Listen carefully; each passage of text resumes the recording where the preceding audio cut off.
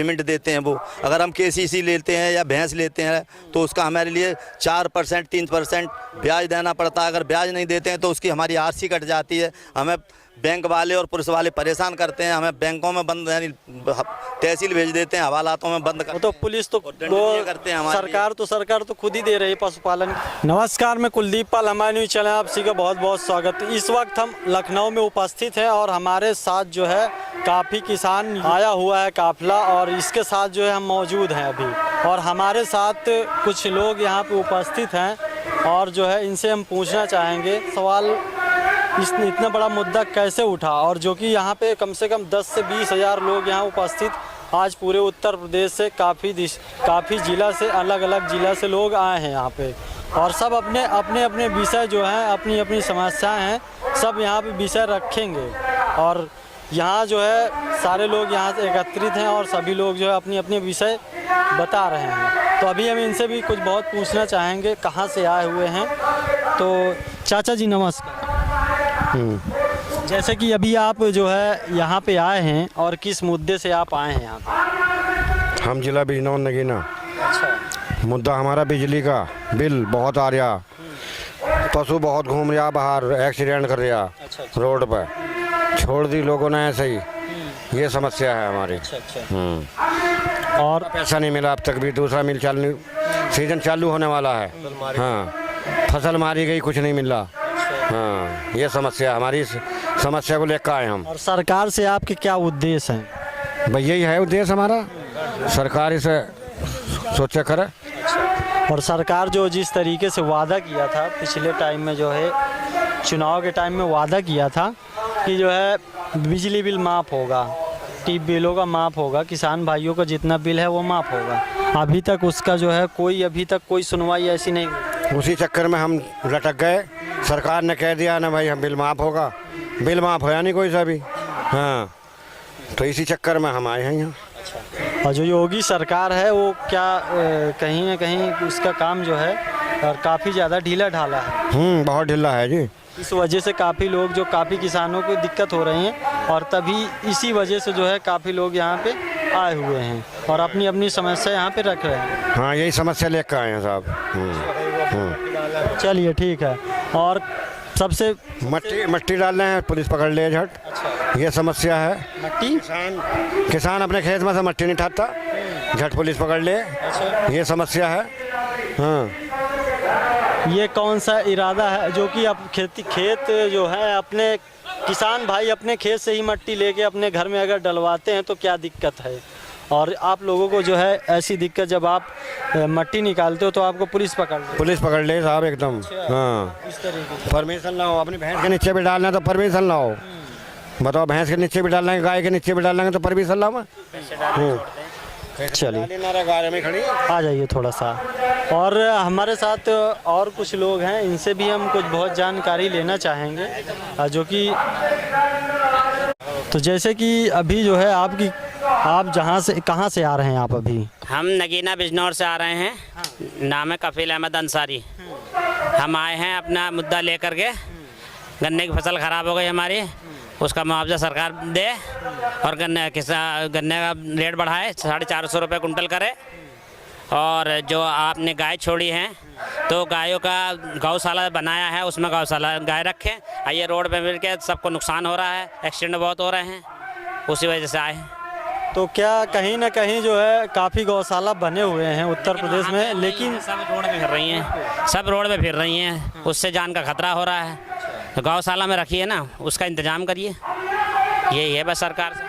और इस तरीके की लापरवाही है, और गौशाला में जो जानवर हैं और पूरी तरीके से जो है रोड पे फिर रहे हैं, इस वजह से काफ़ी जो रोड वाहन हैं और उनको भी काफ़ी नुकसान है, क्योंकि जो निकलते हैं रोड एक्सीडेंट में वो भी मारे जाते हैं और गाय भी मारी जाती हैं। दोनों लोग का ये हालात हैं, इस तरीके की हालात हैं। और जैसे कि अभी आप फसल में क्या क्या उगाते हो? यही है मुंजी। अभी तो आपके तो मुंजी भी ख़राब हो गई, चावल धान सब ख़राब हो गया है बारिश की वजह से, और गन्ना भी ख़राब हो गया गन्ना।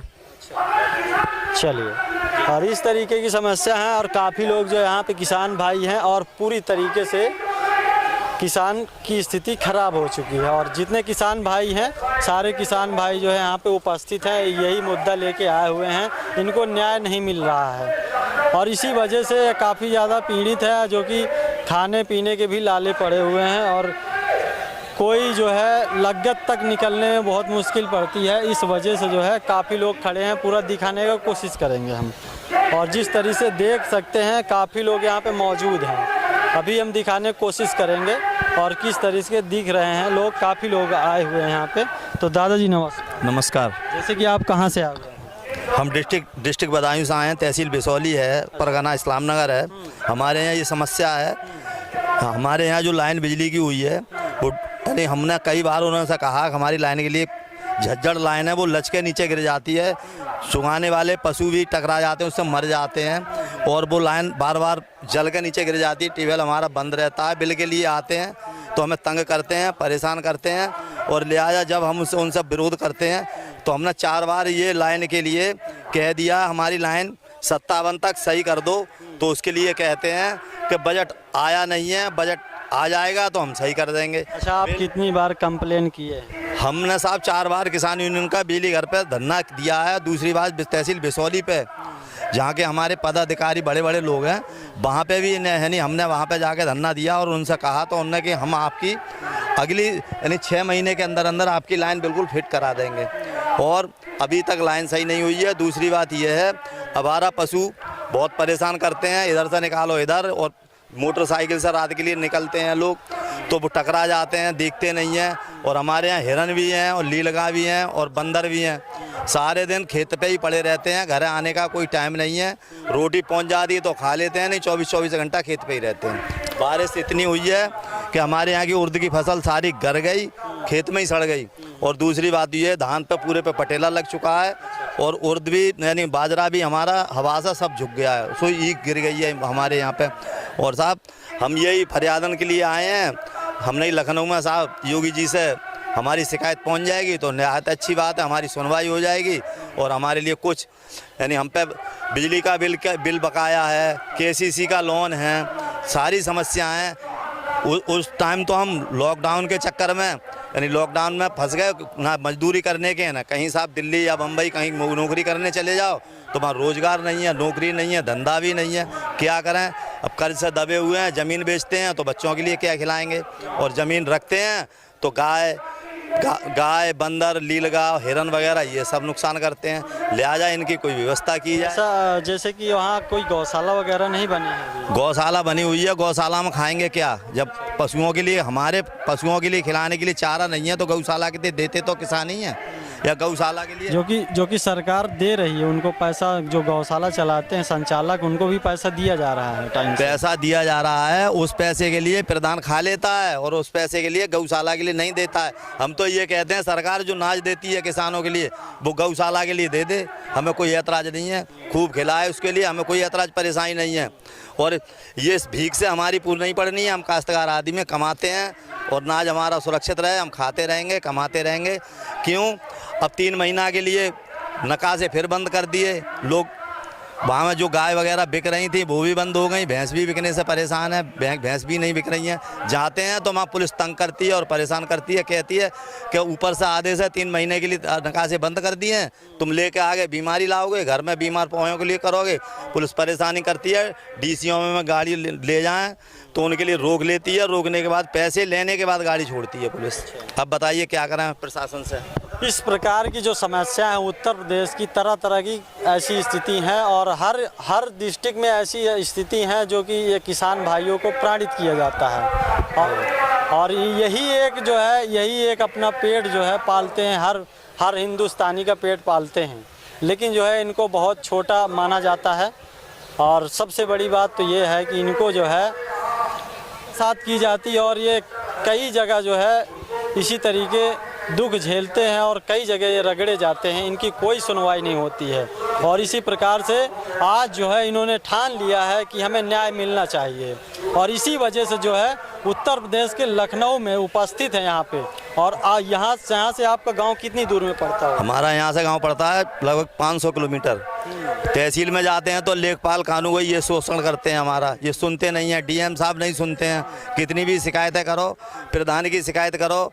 हमने बाबा ITI डाली थी, उसमें कोई अधिकारी कर्मचारी आज तक नहीं गया था। हमारे गांव में कीचड़ इतनी है, डिस्ट्रिक्ट बोर्ड की संपत्ति है, वो स्कूल का खेल का मैदान है, दबंग लोगों ने उसमें घूर डाल रखा है और उसमें डालने के बाद में हटवाने की कहते हैं कोई लोग, और हमारे खेत के बराबर से चकरोट पड़ा है, वो चकरोट पे घूट डाल के वो भी सारा कब्जा में कर रखा है। और दूसरी बात जो उधर से भी दीवार लगा के भूस डालने के लिए मकान बना लिए हैं उस पर। और हमारे गांव से एक दूसरे गांव के लिए, 2 गांवों के लिए रास्ता जाता है, एक सिटौली के लिए और एक चंदोई के लिए। उस पर इतनी कीचड़ है कि उसमें निकलने वाले बहुत परेशान हैं सुबह से और शाम तक, और अगर बारिश हो जाती है तो उस पर इतना पानी हो जाता है, कबार लाने की बहुत दिक्कत है। वो पानी सारा मेरे खेतों में चलता है। और इस प्रकार से जो है इनकी ये जो गरीब लोग हैं, क्योंकि गरीब लोग हैं, इनका कोई सुनवाई नहीं करेगा। अगर कोई नेता अगर पहुंच जाए पुलिस स्टेशन या कहीं न्यायालय में पहुंच जाए या कचहरी में पहुंच जाए, कलेक्टर में पहुंच जाए, तो तुरंत उसकी सुनवाई होती है। और ये जो किसान भाई है ना, किसान भाई सबसे महत्वपूर्ण व्यक्ति हैं और भारत के लिए सबसे बड़ा इंसान इनको माना जाता है। लेकिन आज जो है, आज की ये स्थिति है कि इनको छोटा दर्जा भी नहीं मिलता है। एक आम नागरिक है, फिर भी इनको जो है कोई दर्जा नहीं दिया जाता, इनकी कोई सुनवाई नहीं होती है। तो इसी प्रकार से जो है काफ़ी ज़्यादा जो यहाँ पे किसान भाई हैं, सभी लोग यहाँ पे आए हैं। आज जो है इन्होंने ठान लिया है कि हमारी मांगे पूरी होनी चाहिए। तो अब हम गन्ना डालते हैं मिल पे, तो हमें कोई पैसा नहीं मिलता, 3-3 साल बाद पेमेंट देते हैं वो। अगर हम KCC लेते हैं या भैंस लेते हैं तो उसका हमारे लिए 4% 3% ब्याज देना पड़ता है। अगर ब्याज नहीं देते हैं तो उसकी हमारी RC कट जाती है। हमें बैंक वाले और पुलिस वाले परेशान करते हैं, हमें बैंकों में बंद, यानी तहसील भेज देते हैं, हवालातों में बंद करते तो पुलिस तो करते हैं। सरकार तो खुद ही दे रही है, पशुपालन के लिए दे रही है, तो दे तो रही है, फिर उस पर ब्याज तो ले रही है हमसे। हमारे गन्ने का ब्याज कहाँ देती है सरकार? 14 दिन बाद हमारे गन्ने का पेमेंट पे ब्याज देना चाहिए। हम 2-2 साल अपना 1-1 करोड़ रुपए सरकार के लिए कब्जा में दिलवा रहे हैं और उससे फ़ायदा उठा रहे हैं। हम गल्ला बेचने जाते हैं, हमारा पेमेंट नगद दिया जाए, हमारे खाते में क्यों डाला जाता है? क्यों उस पैसा अगर मान के चलो कि अगर वो 10 दिन उनके पास रहेगा और उस पैसे से उन्होंने 10 खेपे इधर से उधर कर दी तो उन्हें मुनाफा है या हमें मुनाफा है? हमारा पैसा तुरंत दिया जाए, हैंड टू हैंड। हम नहीं चाहते हमारा खाते में डाला जाए। अगर हम तुम्हारे पास मजदूरी करने जा रहे हैं, हमें क्या मालूम तुम्हारे माथे पे लिखा हुआ हम चले जाए तुम्हारे खाते में डाल देंगे? तुमने डाले 6 महीना बाद, क्या हम तुम्हारे पास जानते हैं? क्या आप दोगे हमारा पैसा? चलिए ठीक है। और इस तरीके की यहाँ की जो स्थिति है, उत्तर प्रदेश की सबसे बड़ी स्थिति यही है कि किसान भाइयों की कोई सुनवाई नहीं होती है। तो आप लोगों से निवेदन करना चाहते हैं कि इस वीडियो को ज़्यादा से ज़्यादा शेयर करें ताकि जो है इन लोगों को न्याय मिलना चाहिए। और हम माननीय योगी आदित्यनाथ जी से भी निवेदन करना चाहते हैं कि ये किसान भाई हैं, इनकी थोड़ी सी भी सुनवाई होनी चाहिए, क्योंकि इनका भी एक दर्जा है और ये भी एक भारत के लिए महत्वपूर्ण व्यक्ति हैं और किसान भाई सबसे महत्वपूर्ण व्यक्ति हैं और इनको जो है सुनवाई होनी चाहिए तुरंत। हमारी बड़े बूढ़े की कोई सुरक्षा ना है। सरकारी कर्मचारी की नौकरी छूटने के बाद भाई पेंशन देती है सरकार, और हमारा बड़ा बूढ़ा कभी बूढ़ा ही नहीं होता है और कभी पेंशन के योग्य नहीं होता है। वो सारी ज़िंदगी कबार से, कूड़े से, गोबर से काम करता है, उसके लिए पेंशन अनिवार्य की जाए। जो कि 60 साल पेंशन तो वैसे भी दी जा रही है, ना दी जा रही कोई, किसी की ना विधवा पेंशन मिल रही है। सारी पेंशनें सरकारी कर्मचारियों की भी काट दी गई हैं और नई कोई पेंशन मिल ही नहीं रही है। और जो गल्ले के योग्य हैं लेने के, उन्हें गल्ला नहीं मिलता है। जो गल्ले के पात्र नहीं है उन्हें गल्ला मिलता है। और मैं नहीं कह रहा हूँ, ये गाँव जाके आप ये स्थिति सबसे बहुत बड़ा भ्रष्टाचार ये उत्तर प्रदेश में है। और देख सकते हैं कि ये जो बता रहे हैं उस हिसाब से जो है पूरी तरीके से भ्रष्ट है और इसी प्रकार से यहाँ जांच होनी चाहिए।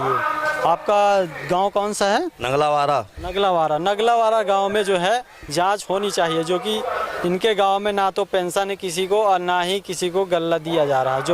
जो उसके योग्य है उसको मिलता नहीं है, जो नहीं योग्य है उनको दिया जाता है।